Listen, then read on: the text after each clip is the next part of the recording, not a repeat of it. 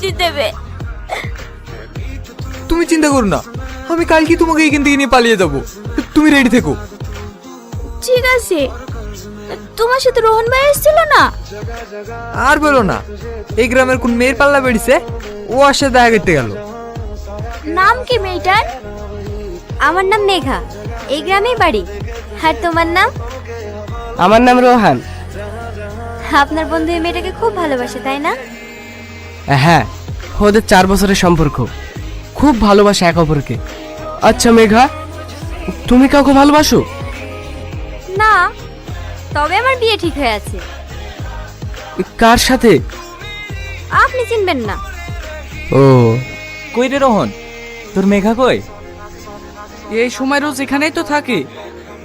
বাহ ভাই বাহ, সাব্বাস। কি হলো রে?